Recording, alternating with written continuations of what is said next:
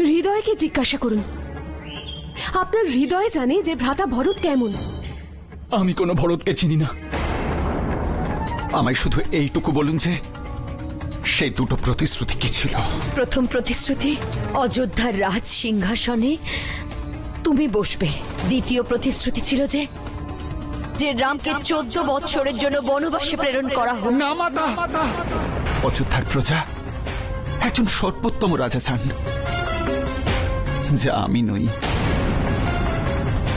এবার আমি যা করতে চলেছি তাতে আগামী প্রজন্মের কাছে প্রমাণিত হয়ে যাবে যে শাসক প্রজার দ্বারা আর প্রজার জন্য হওয়া উচিত।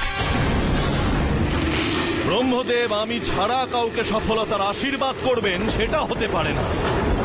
ব্রহ্মদেবের আমার ওপর এমন কৃপা যে কেউ চাইলেও আমার কোনো ক্ষতি করতে পারবে না।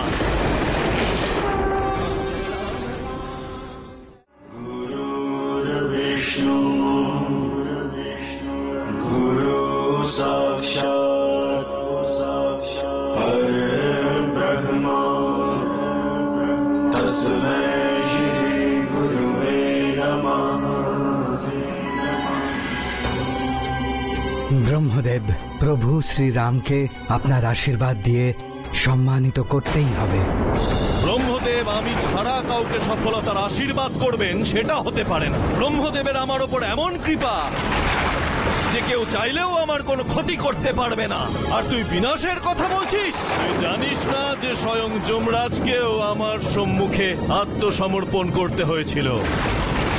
ব্রহ্মদেবের আশীর্বাদের কারণে মৃত্যু আমার সম্মুখে ভয়ে ভীত হয়ে নতমস্তক হয়ে গিয়েছিল।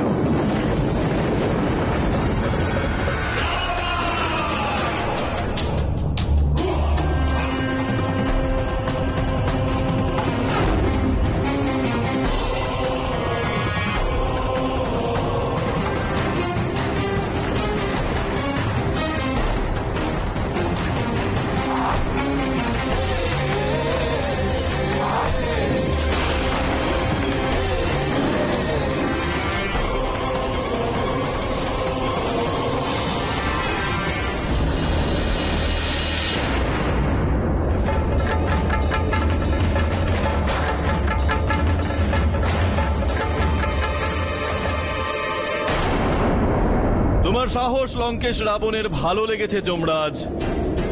এবার নিজের মৃত্যুর জন্য প্রস্তুত হও। রাবণ, তুমি স্বয়ং নিজের মৃত্যুকে ডেকে এনেছো। মৃত্যুকে তো আমি 7 কোটি বছর পূর্বেই আমার অধীনে করে ফেলেছি যমরাজ। এ তো মন ভোলানোর জন্য আমি ছল করছিলাম মাত্র। আর এই ছলনার জন্যই অবিলম্বে তোমার মৃত্যু ঘনিয়ে আসবে রাবণ।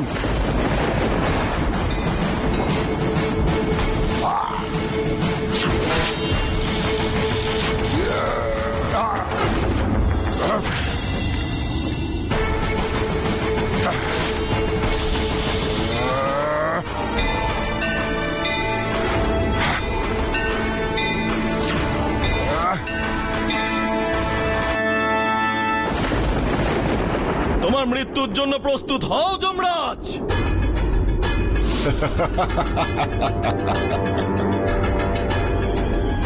মৃত্যু দেওয়া তো আমার কাজ রাবণ। দাঁড়াও যমরাজ,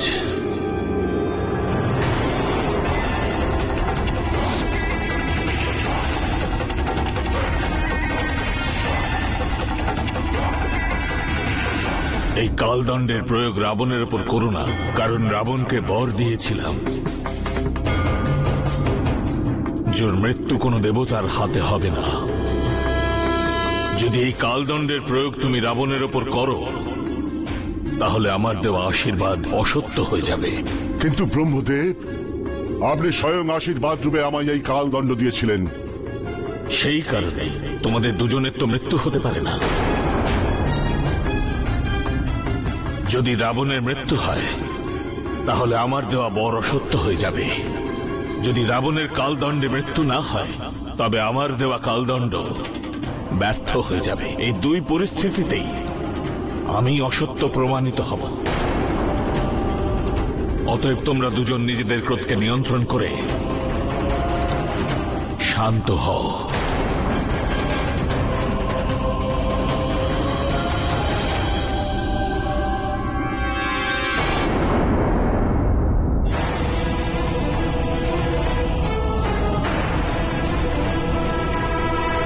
তুমি একলাই কেবলমাত্র ভাগ্যবান যে যমরাজের দণ্ড হতে বেঁচে গেলে, অন্যথা আজ অবধি আমার হাত থেকে কেউ বাঁচেনি।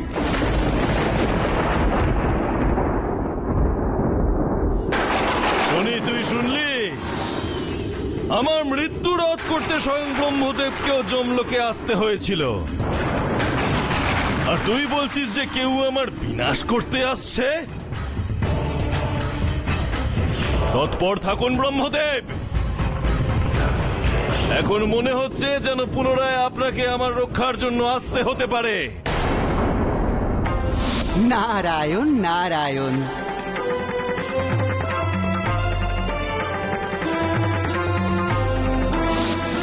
প্রণাম ব্রহ্মদেব। ব্রহ্মদেব, আপনি তো এই শুভ সংবাদ সম্পর্কে অবগত আছেন যে লঙ্কেশ্বর রাবণকে বিনাশ করার জন্য প্রভু শ্রীরামের মহান যাত্রা শুরু হয়ে গেছে, আর এখন প্রভু শ্রীরামের আপনার আশীর্বাদের প্রয়োজন। ব্রহ্মদেব, একদিকে আপনি লঙ্কেশ রাবণকে অমরত্বের আশীর্বাদ দিয়েছিলেন, আর অন্যদিকে শ্রীহরি বিষ্ণু রামের অবতার গ্রহণ করেছেন রাবণকে বধ করার জন্য। ব্রহ্মদেব, আপনি এমন কেন করলেন? আপনি তো ত্রিকালদর্শী। আপনি তো রাবণ সম্পর্কে সব জানতেন, যে আশীর্বাদ পাওয়ার পর সে অবদ্ধ হয়ে যাবে, ত্রিলোক ওর অত্যাচারে ত্রাহি ত্রাহি করবে। আপনার এই আশীর্বাদের কারণে আমরা সকলেই চিন্তিত। আপনারা সকলেই জানেন যে দশানন রাবণ আমায় প্রসন্ন করতে ঘোর তপস্যা করেছিল। আমারও উপায় ছিল না ওকে আটকানো না।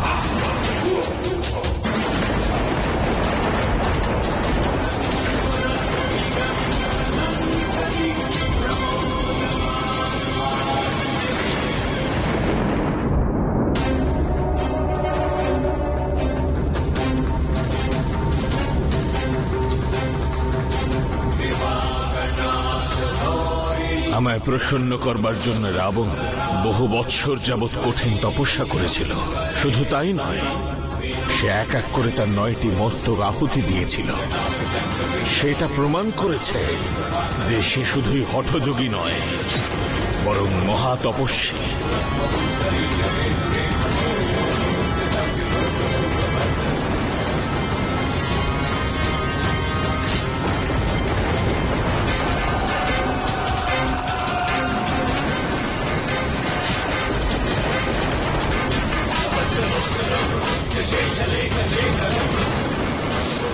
তারপর সে 10ম মস্তক ছেদ করবার জন্য যখন তলোয়ার ওঠায়,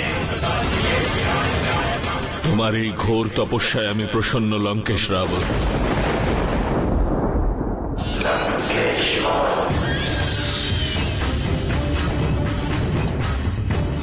বলো, কি আশীর্বাদ চাই?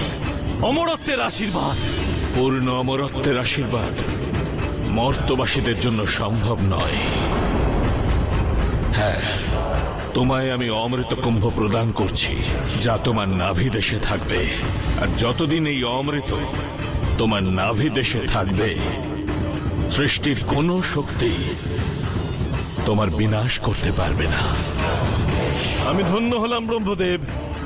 এর সঙ্গে আমাকে এই আশীর্বাদ করুন যে দেব, দৈত্য, অসুর, নাগ, কিন্নর, গন্ধর্ব, যক্ষ কেউ আমার ক্ষতি করতে পারবে না। নর এবং বানরকে নিয়ে তো আমার কোনো চিন্তাই নেই। ওদের তো আমি আমার পায়ের তলায় এমনি পিষে ফেলতে পারি। তথাস্তু। আমি তোমার এই মস্তক আহুতিতে প্রসন্ন হয়ে তোমায় দশানন নাম দিলাম।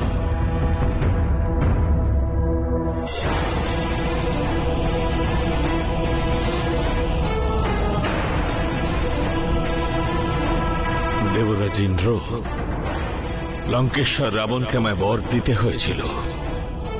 আমার কাছে আর কোনো উপায় ছিল না।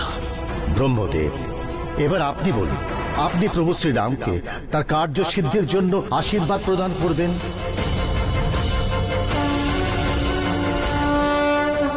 ব্রহ্মদেব, আমায় আশীর্বাদ করুন। আপনি কি প্রভু শ্রীরামকে আশীর্বাদ দিয়ে লঙ্কেশকে দেওয়া আপনার আশীর্বাদকে মিথ্যা প্রমাণ করবেন? ব্রহ্মদেব, প্রভু শ্রীরামকে আপনাকে আশীর্বাদ দিতেই হবে।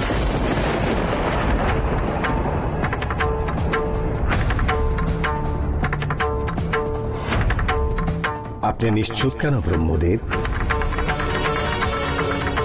ব্রহ্মদেব, আমায় আশীর্বাদ করুন।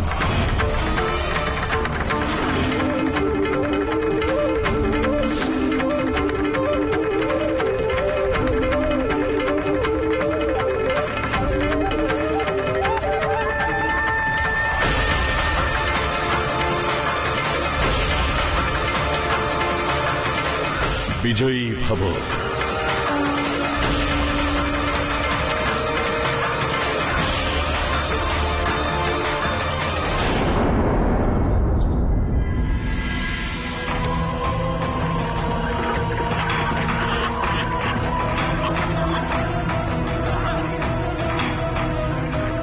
দাঁড়াও।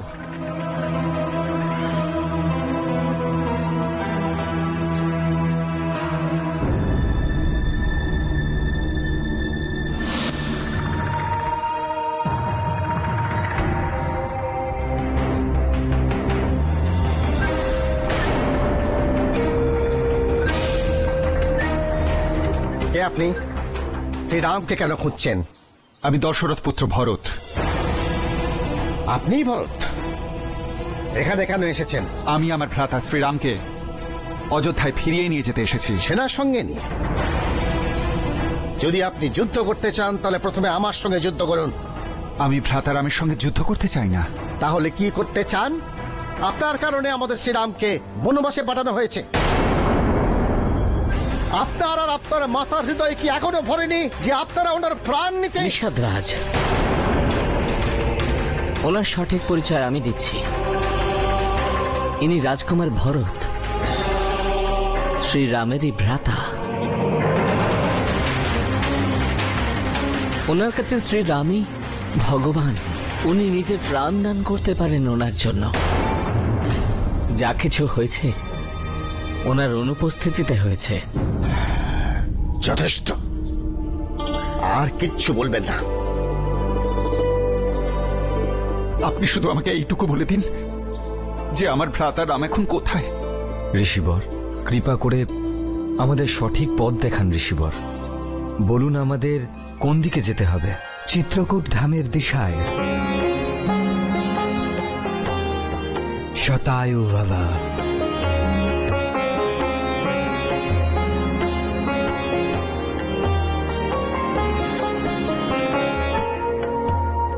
সৌভাগ্যবতী ভাবা কন্যা, সবে তো তোমার পরীক্ষা আরম্ভ হয়েছে।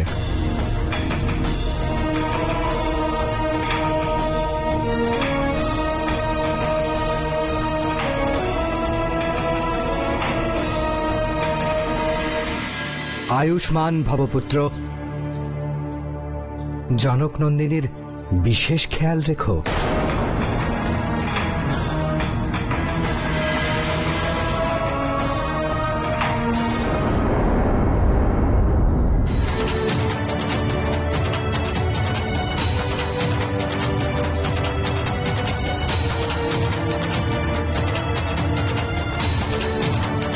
প্রণাম ঋষিবর। আয়ুষ্মান বাবা।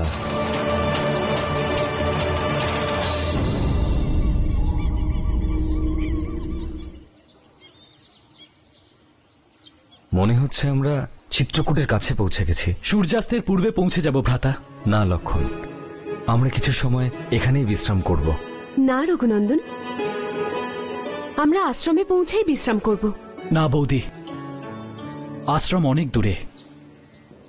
আপনারা দুজন এখানেই বিশ্রাম করুন, আমি জল আর ফল নিয়ে আসছি।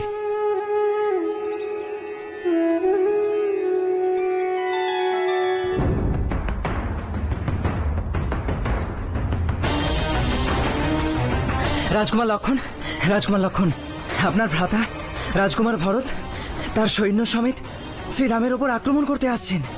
আপনি শীঘ্রই কিছু করুন।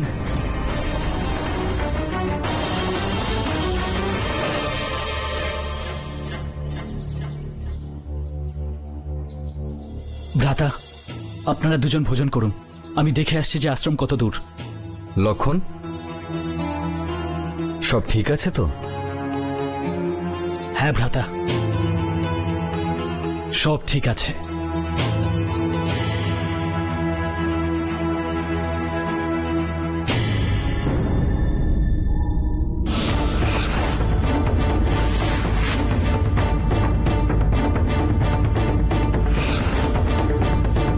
আমার প্রথম প্রতিশ্রুতি হলো আমার পুত্র ভরত যেন অযোধ্যার রাজ সিংহাসনে বসেন।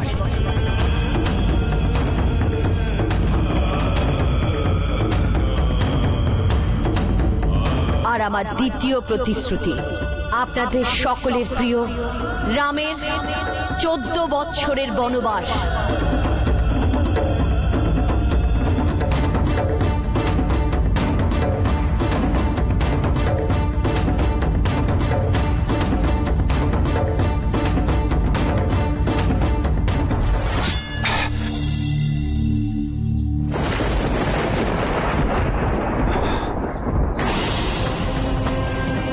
লক্ষণ,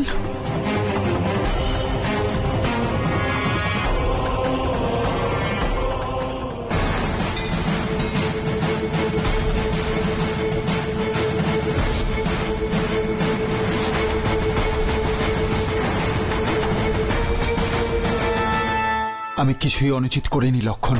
আর আমি আপনাকে কোনো প্রশ্ন করিনি। আমি কখনো স্বপ্নেও ভাবিনি লক্ষণ যে আমাকে তোমার প্রশ্নের উত্তর দিতে হবে। আপনি আর আপনার মাতা যা কিছু করেছেন তারপর কোনো প্রশ্ন বা কোনো উত্তরের কোনো আবশ্যকতা নেই।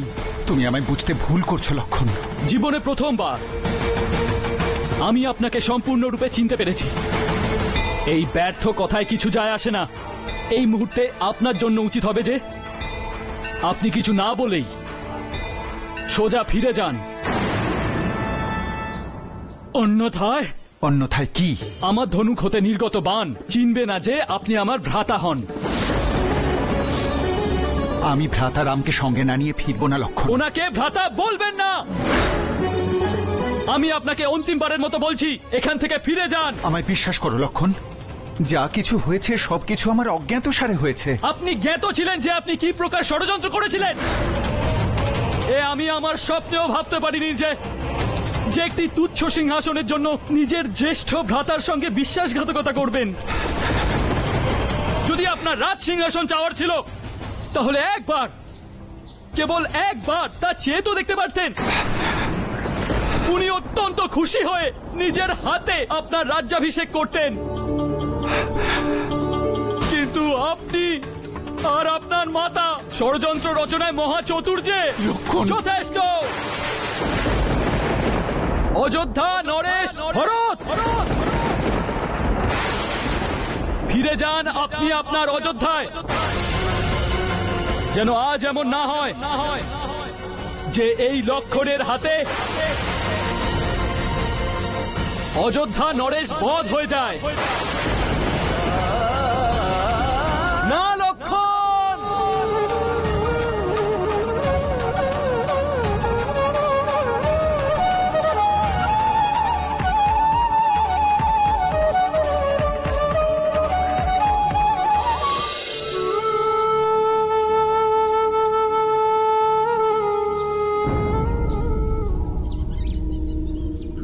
লক্ষণ, ধনুক নিচে নামাও।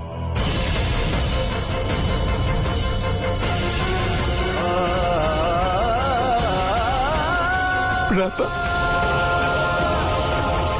আমায় ক্ষমা করে দিন ভ্রাতা, আমায় ক্ষমা করে দিন। ভরত,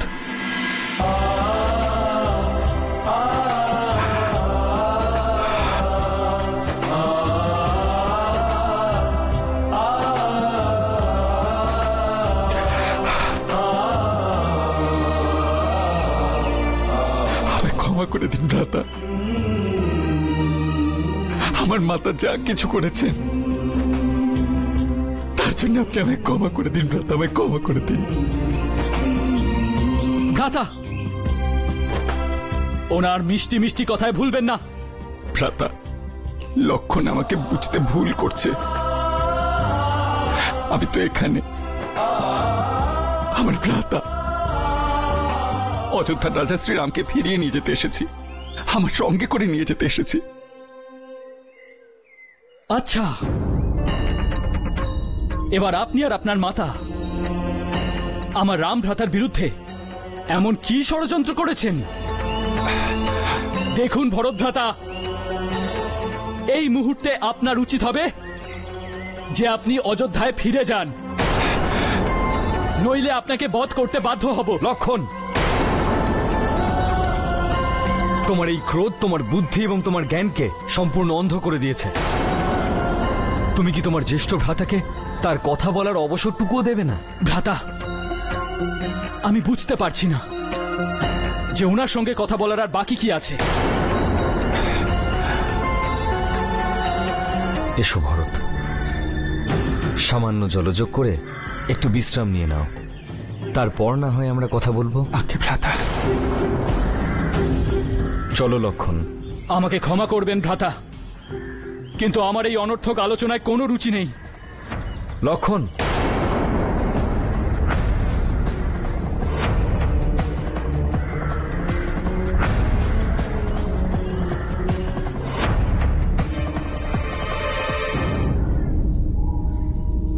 এবার বলো ভরত, আসার কারণ? আমি আপনাকে অযোধ্যায় ফিরিয়ে নিয়ে যেতে এসেছি ভ্রাতা। ভরত, তুমি জানো যে এ সম্ভব নয়। আমি সম্ভব আর অসম্ভব নিয়ে তর্ক বিতর্ক করতে আসিনি ভ্রাতা। আমি তো একজন রাজাকে তার প্রজাদের কাছে নিয়ে যেতে এসেছি, একজন পুত্রকে তার মাতার কাছে নিয়ে যেতে এসেছি। আমার আপনার কাছে প্রার্থনা ভ্রাতা, কৃপা করে ঘরে ফিরে চলুন। ভরত, পিতার প্রতিশ্রুতি পূরণ করতে হবে তো। নাম নেবেন না ওই প্রতিশ্রুতির, ওই কুমাতার, যিনি প্রতিশ্রুতি চেয়েছিলেন। না ভরত, মাতার প্রতি এমন শব্দ ব্যবহার মহাপাপ। এ কথা আপনি বলছেন ভ্রাতা? আর তা ওনার জন্যে, যিনি এক তুচ্ছ সিংহাসনের জন্যে আপনাকে ঘর থেকে বের করে দিলেন। না ভ্রাতা, না।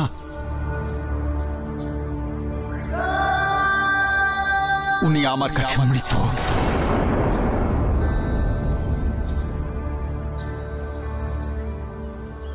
ভরত, তুমি ভুলে যাচ্ছ যে মাতা কৈকেয়ী তোমার জননী হন। যদি উনি ওনার সবচেয়ে আদরের পুত্র রামকে বনবাসে পাঠান, তাহলে অবশ্যই তার পিছনে কোনো এক মহান উদ্দেশ্য আছে যা আমার সঙ্গে যুক্ত। ভরত, আমি তো একে ওনার আত্মত্যাগ মনে করি। আর তুমি মাতা কৈকেয়ীর। ওনাকে মাতা বলে ডাকবেন না আপনি, উনি মাতা ডাকের যোগ্য নন। আমি আমার মাতাকে পরিত্যাগ করেছি। এখন আমার আর ওনার কোনো সম্পর্ক নেই। ভরত, যা হবে ভালোই হবে। কি ভালো হবে ভ্রাতা? আপনি জানেন না ভ্রাতা, আমি শুধুমাত্র আপনার স্নেহই হারাইনি, আমি সম্পূর্ণ অযোধ্যার প্রজাদের ভালোবাসা হারিয়েছি। সবচাইতে কষ্ট দিয়েছে আমাকে যেটা, সেটা হলো আমার প্রিয় অনুজ, আমার লক্ষণ আমাকে ঘৃণা করে। আপনি তো দেখেছেন ভ্রাতা, লক্ষণ আমার সঙ্গে কিভাবে কথা বলল। যথেষ্ট ভরত ভ্রাতা, যথেষ্ট। ক্ষমা করে দিন আমায়। এ আমার ভুল ছিল, আপনাকে দোষী ভেবেছিলাম।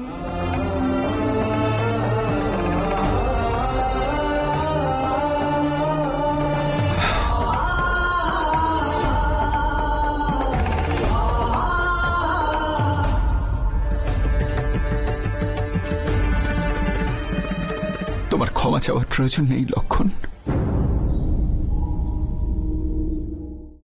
যথেষ্ট, অনেক হয়েছে। এবার আপনারা সকলে আমার সঙ্গে অযোধ্যায় ফিরে চলুন। আর এই যা কিছু হয়েছে তাকে একটা দুঃস্বপ্ন ভেবে ভুলে যান। এ স্বপ্ন নয় ভরত,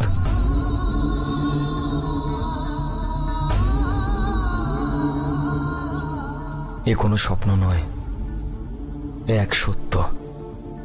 আমরা আগামী 14 বৎসর অযোধ্যা ফিরতে পারবো না। তাহলে ঠিক আছে ভ্রাতা, আপনি যদি 14 বছর ঘরে না ফেরেন তাহলে এই ভ্রাতাও আপনার সঙ্গে 14 বছর বনে কাটাবে। না ভরত, তুমি এমন করতে পারো না। কেন করতে পারবো না? আপনারা সকলে করতে পারেন, কিন্তু আমি করতে পারি না। আপনার মনে হয় না ভ্রাতা যে এইভাবে বনে বাস করার পরিবর্তে লক্ষণের তার স্ত্রীর সঙ্গে অযোধ্যায় থাকা উচিত?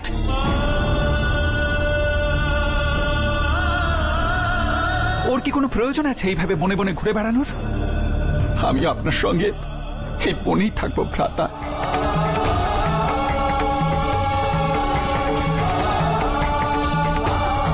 সূর্য অস্তগামী ভরত, একটু বিশ্রাম করো।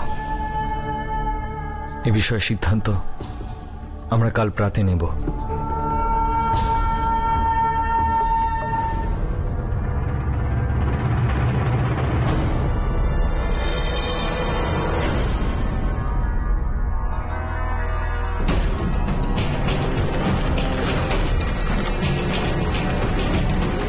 প্রণাম মহারাজ। শ্রীরাম চিত্রকূটের নিকটে বনে আশ্রয় নিয়েছেন। ভ্রাতা, অনেক রাত হয়ে গেল তো, আপনি এখানে একা বসে কি করছেন? চলুন বিশ্রাম করুন। কি হলো রঘুনন্দন, সব কুশল তো?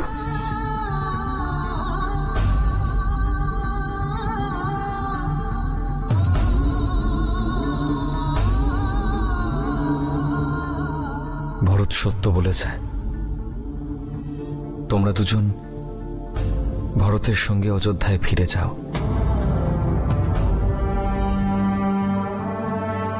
প্রতিশ্রুতি পূরণের উত্তরদায়িত্ব আমার উপর, তোমাদের উপর নয়। আমি আপনাকে ছেড়ে কোথাও যাব না। কিন্তু লক্ষণ, সীতা এ সকলের ভাগিদার নয়। সীতার এই দশা দেখে আমার হৃদয় কাঁদছে। ভ্রাতা, আমার পরামর্শ হলো এই যে আমরা বৌদিকে ভরত ভ্রাতার সঙ্গে অযোধ্যা ফেরত পাঠিয়ে দিই।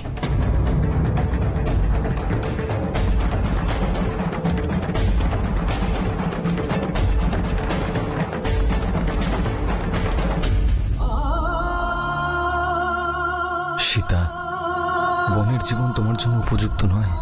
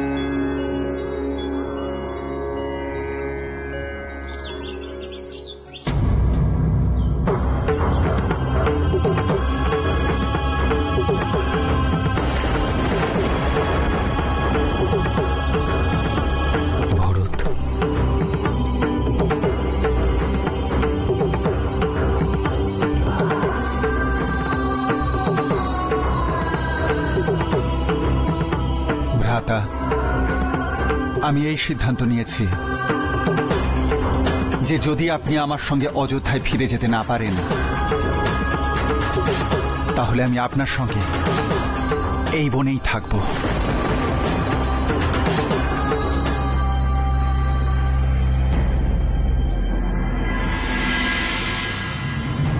ভরত ভ্রাতা? না ভরত, তুমি এখানে থাকতে পারো না। তোমায় অযোধ্যায় ফিরতেই হবে, আর সীতাও তোমার সঙ্গেই ফিরবে।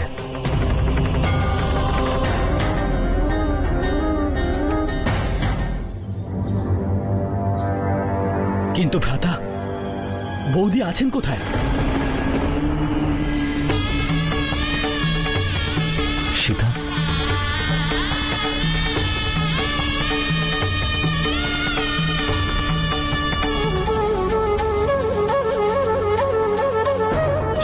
সীতা, বৌদি, বৌদি, সীতা, বৌদি, বৌদি,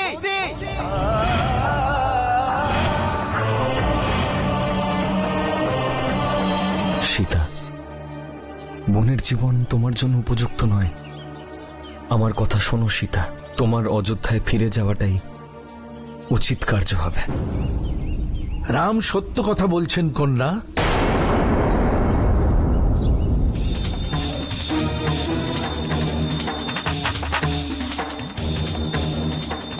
আপনি কে ঋষিবর? প্রচেত পুত্র, কাব্য সাধক বাল্মীকি। বাল্মীকি?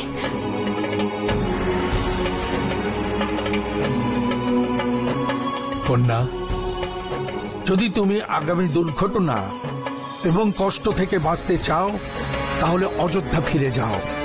এই হলো আমার পরামর্শ।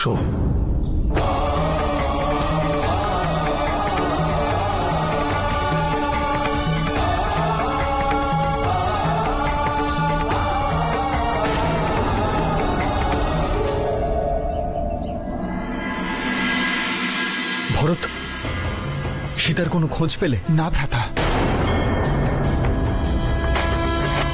ভ্রাতা, লক্ষণ, বৌদিকে পেলাম না। অর্থাৎ সীতা কোথায়?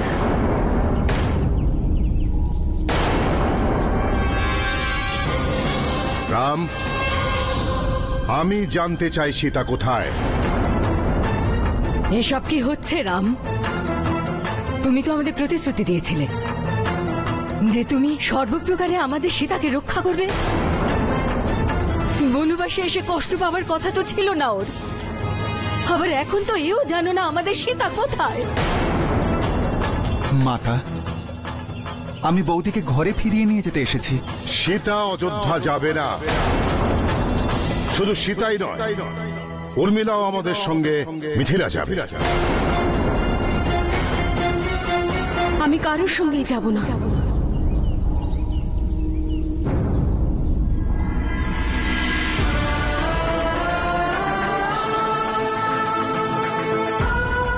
সীতা,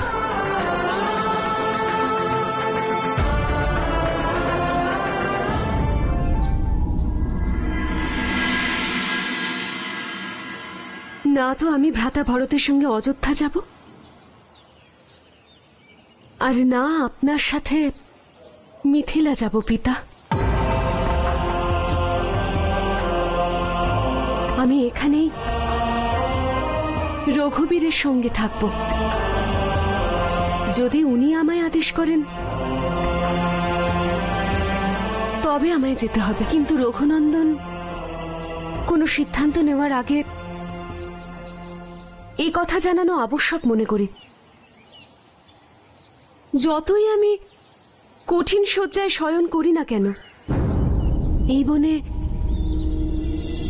ওনার সঙ্গে এভাবে থাকাতেই আমার আনন্দ। এমন তো কত দম্পতি আছেন যারা এমন পরিস্থিতিতেও নিজেদের দাম্পত্য নিয়ে গর্ব করেন। রাজসিক ভোজনের চেয়ে অধিক ওনার নিকটে বসে কন্দ আর মূল ভোজনেই আমার পরম তৃপ্তি। যখন আমার পায়ে কোনো কাঁটা ফোটে তখন আমি খুশি হই, কারণ যখন রঘুবীর ওই কাঁটা বের করেন তখন আমার নিজের কষ্ট ওনার চোখে দেখতে পাই। আমি এখানে নিরুপায় হয়ে আসিনি, এসেছি ওনার সুখ দুঃখের ভাগিদার হতে।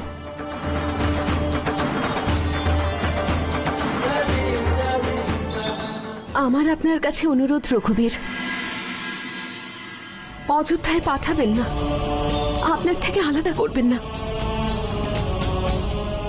আমি তোমায় কোথাও যেতে দেব না সীতা, কোথাও না। না সীতা, আমাদের সঙ্গে ঘরে ফিরে চলো। না মাতা, আমার জীবনে যতই কষ্ট থাকুক না কেন, আমার স্বামীর সঙ্গে সুখী আছি।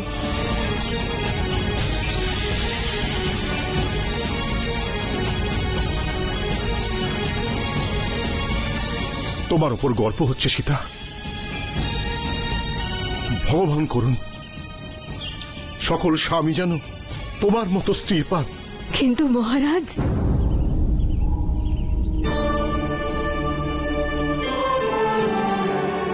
যদিও সুখে থাকে তাহলে আমাদের ওকে এখানেই থাকতে দেওয়া উচিত। রাম, আমি দুঃখিত যে আমি একবার হলেও তোমায় সন্দেহ করেছি যে তুমি সীতাকে সুখে রাখতে পারো না।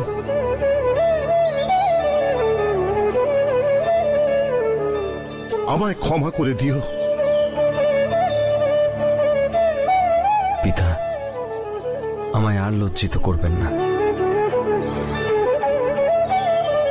না মহারাজ, আপনি যা ইচ্ছে বলুন, আমি আমার কন্যাকে মাতা, সব সমস্যার সমাধান এভাবেই সম্ভব যদি আমরা সবাই ঘরে ফিরে যাই। আমি আপনাদেরকে না নিয়ে কিছুতেই ঘরে ফিরব না।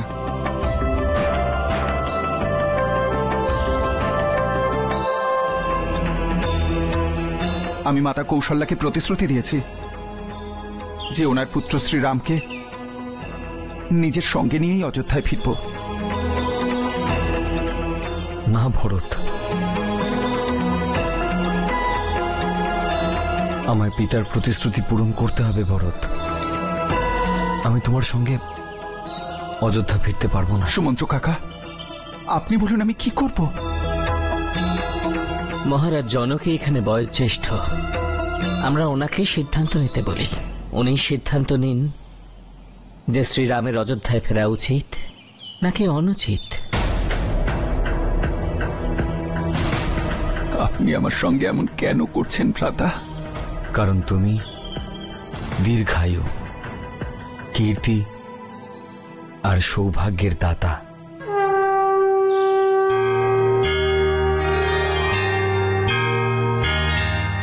নারায়ণ নারায়ণ। প্রভু, এই কেমন অদ্ভুত লীলা দেখাচ্ছেন আপনি পৃথিবী লোকে। একদিকে আপনার শেষনাগ অবতার লক্ষণ আপনাকে ছেড়ে যেতে একেবারেই রাজি নয়, আর অন্যদিকে আপনার শঙ্খ অবতার ভরত আপনাকে বনে রেখে যেতে রাজি নয়। রাম যা কিছু তোমার সম্পর্কে বলেছে, তুমি তোমার মানব অবতারেও দীর্ঘায়ু, কীর্তি এবং সৌভাগ্যের দাতা হবে, আর তোমার নির্মাল্য ও শুদ্ধতায় প্রতিটি জীব পবিত্র হবে। কিন্তু যাই করো, যেখানেই যাও, তোমার ধ্বনি সর্বদা আমার হৃদয় ধ্বনিত হবে।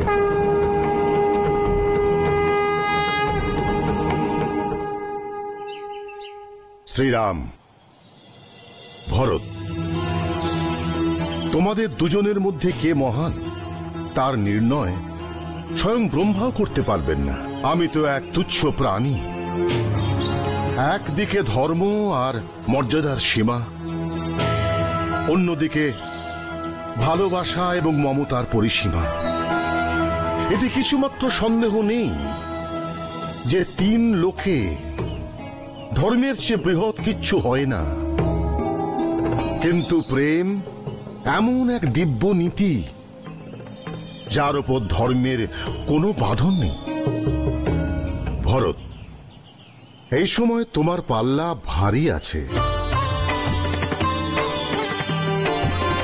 তোমার ভালোবাসার জয় হয়েছে ভরত, কিন্তু প্রেমের এক বিধান আছে, তার কিছু নিয়ম আছে। প্রেম কিচ্ছু চায় না, কিন্তু প্রেমী তাকে কিছু দিতে চায়। তার প্রসন্নতার জন্য নিজের সর্বস্ব ভাসিয়ে দিতে চায়। ভরত, তুমি স্বয়ং সিদ্ধান্ত নাও যে তুমি রামের জন্য কি দিতে চাও। আমি আমার ভ্রাতা রামের জন্য আমার প্রাণও দিতে পারি মহারাজ। প্রাণ দেওয়া তো সহজ হয় ভরত, কিন্তু ভালোবাসার জন্য বাঁচা কখনো কখনো কঠিন হয়। ভরত, তুমি স্বয়ং শ্রীরামের চরণে বসে ওনাকে জিজ্ঞেস করো যে ওনার খুশি কিসে। উনি যা চান তাকে তুমি প্রেমের পূজা মনে করে করো।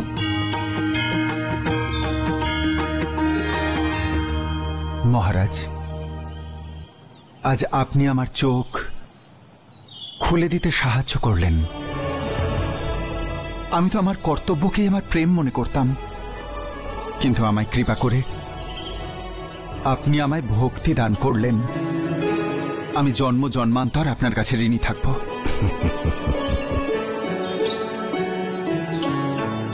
এবার আপনিই বলুন ভ্রাতা, আমার কি করা উচিত?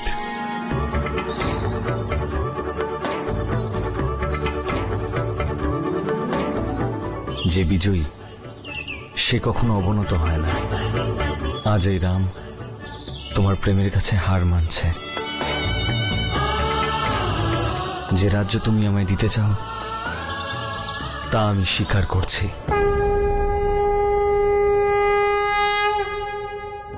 আপনার কাছে আর একটা অনুগ্রহ চাই ভ্রাতা। আমি আপনার চরণ পাদুকা চাই।